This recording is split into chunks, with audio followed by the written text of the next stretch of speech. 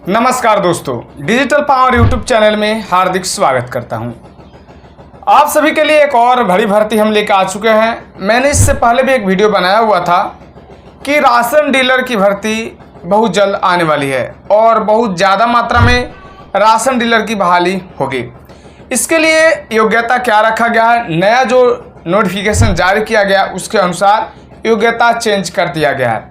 योग्यता अब क्या रखा गया है और योग्यता में आपको कौन कौन से डॉक्यूमेंट्स लगाने होंगे, अप्लाई कैसे करना होगा और इसमें अप्लाई का डेट कब से कब तक रखा गया है, इत्यादि सभी जानकारी मैं आपको इस वीडियो में देने वाला हूं। सबसे बड़ी बात, वीडियो थोड़ा लंबी हो सकती है लेकिन आपको जानकारी जो होगी वो कंप्लीट जानकारी दिया जाएगा कि आप अप्लाई कैसे करेंगे, योग्यता क्या होगा, कौन कौन आवेदन कर सकते हैं, कौन कौन आवेदन नहीं कर सकते हैं, आवेदन करते वक्त क्या क्या आपको सावधानी बरतनी होगी, इत्यादि जानकारी इस वीडियो में हम आपको देने वाले हैं। तो चलिए शुरू करते हैं। तो ऑफिशियल नोटिफिकेशन ओपन हो चुका है और जो नोटिफिकेशन है वो अनुमंडल पदाधिकारी सदर पटना के द्वारा जारी किया गया है एक प्रेस विज्ञप्ति।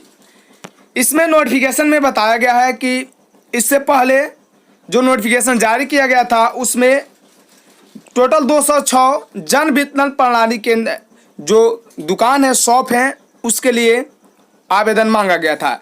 लेकिन यहाँ पे टोटल जो है वो कुल 149 ही उम्मीदवार आवेदन दिए हैं, उनका सिलेक्शन किया गया।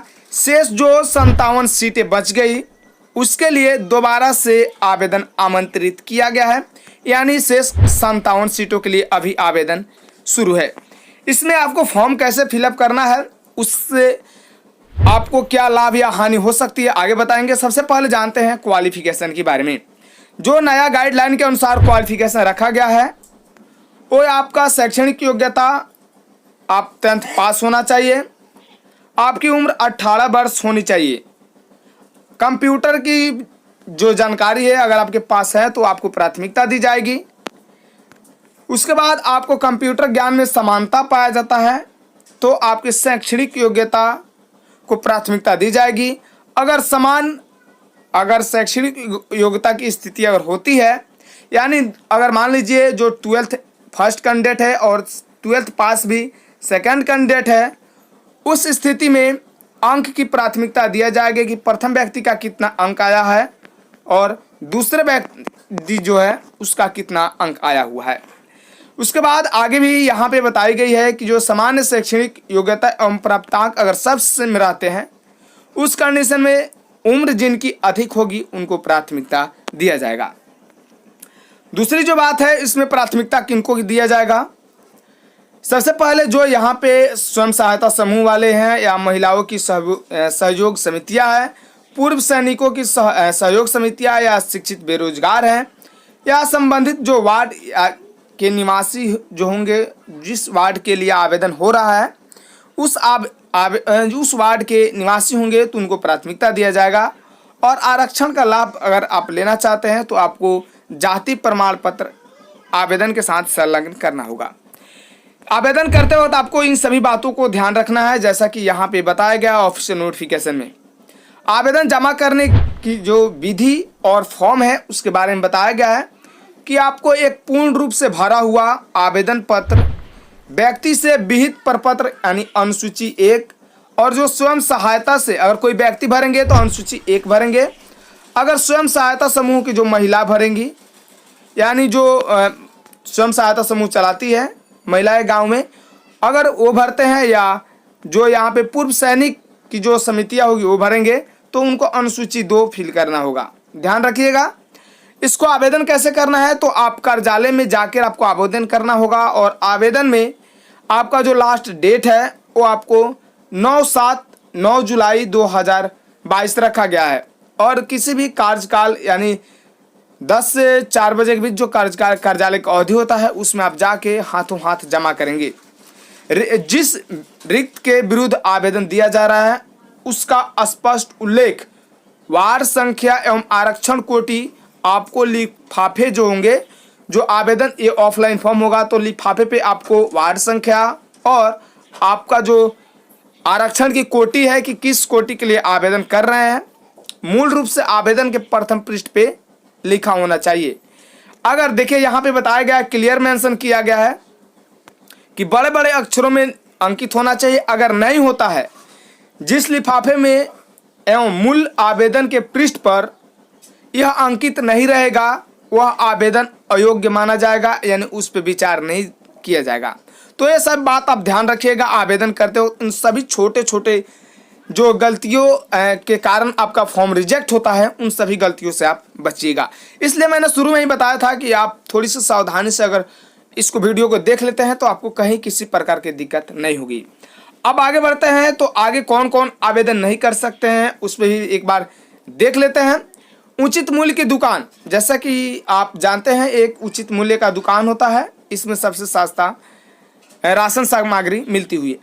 इसमें एक संयुक्त परिवार में एक से अधिक सदस्य को जो है राशन डीलर नहीं बनाया जा सकता, चाहे उसमें पिता माता भाई बहन पत्नी भाभी पति पुत्र वधू ये जो सौतल भाई हैं, एक ही परिवार के सदस्य के लिए आवेदन नहीं दिया जाएगा। यानी आपको आवेदन अगर आप कर भी देते हैं तो आप रिजेक्ट हो जाएंगे आपका फॉर्म। दूसरी जो है, जितने भी जनप्रतिनिधि होते हैं, चाहे वो मुखिया सरपंच वार्ड सदस्य पंचायत समिति जिला परिषद और भी जितने भी जनप्रतिनिधि होंगे, उनको इस दुकान का लाइसेंस नहीं दिया जाएगा। नेक्स्ट जो है वो अगला टॉपिक है, उसमें बताया गया है कि जिनके पास आटा चक्की की मशीन होगा वो भी आवेदन नहीं करेंगे।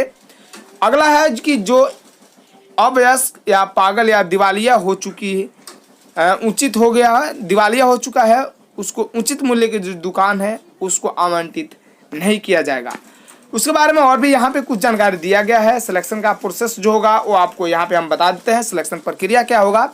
तो सभी प्राप्त जो भी आवेदन होंगे, प्राप्त होने वाले आवेदनों पत्रों की जाँच किया जाएगा, निरीक्षण किया जाएगा। निरीक्षण के उपरांत जो अनुमंडल पदाधिकारी अनुशंसा करेंगे जिस व्यक्ति का जिन व्यक्ति का उनका चयन समिति को आवेदन पत्र प्रेषित करेंगे, जिला स्तर से जिनका चयन होगा उनको यहाँ पे 1000 रुपये का ट्रेजरी चालान उनको देना पड़ेगा। यहाँ पे आप देख सकते हैं उनको 1000 रुपये का चालान देना पड़ेगा। कि यहाँ पे देख सकते हैं इनके द्वारा अनुज्ञापन पदाधिकारी द्वारा अनुज्ञप्ति निर्गत की जाएगी। यानी जो यहाँ पे अगर आपका सिलेक्शन होता है तो आपको 1000 रुपये का चालान लगेगा, उसके बाद ही आपका आवेदन एक्सेप्ट किया जाएगा।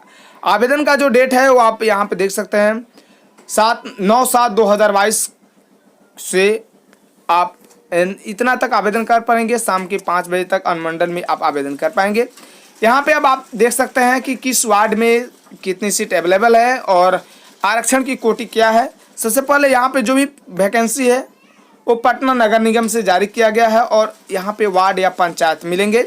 यहाँ पे वार्ड संख्या मिल जाएगा या पंचायत संख्या। यहाँ पे आपको मिल जाएगा किस कोटि के व्यक्ति के लिए रिजर्व रखा गया है, वो आवेदन कर सकते हैं। तो यहाँ पे देख सकते हैं सभी जानकारी यहाँ पे आपको दिया गया है। यहाँ पे टोटल जो है 57 सीटों के लिए अभी आवेदन लिया जा रहा है। तो अगर आप इन 57 सीटों पे या 57 सीटों में से किसी एक सीट से आप आवेदन फॉर्म फिलअप करना चाहते हैं, किसी एक नगर निगम से, पटना नगर निगम से अगर आप निवासी हैं किसी वार्ड से, तो आप आवेदन कर पाएंगे अपने सीट के अनुसार। यहाँ पे बात बताई गई, ध्यान से देख लीजिएगा। आवेदन पत्र के साथ अस्थायी आवास प्रमाण पत्र, शैक्षणिक प्रमाण पत्र, कंप्यूटर की योग्यता का प्रमाण पत्र की 6 प्रति जो आपको संलग्न करना अनिवार्य है, यानी मैंडेटरी है।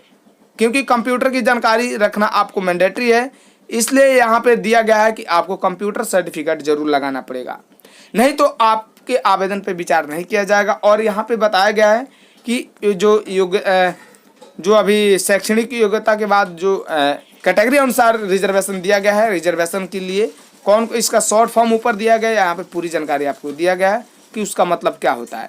नोटिफिकेशन जो है वो जारी किया गया है 14/6/2022 को और आवेदन आप कर सकते हैं।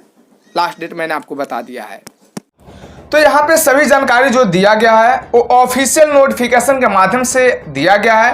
ये नहीं कि यहाँ पे अपनी तरफ से कुछ मैंने उसमें इंक्लूड किया है, ऐसी कोई बात नहीं है। मैंने आपको जो भी जानकारी दिया है उसको आप खुद से भी पढ़ना चाहते हैं तो पढ़ सकते हैं। इसके लिए टेलीग्राम ग्रुप जो बनाया गया है, लिंक डिस्क्रिप्शन बॉक्स में है, वहाँ से जाकर टेलीग्राम ग्रुप ज्वाइन कीजिए और वहाँ से PDF को डाउनलोड कर सकते हैं।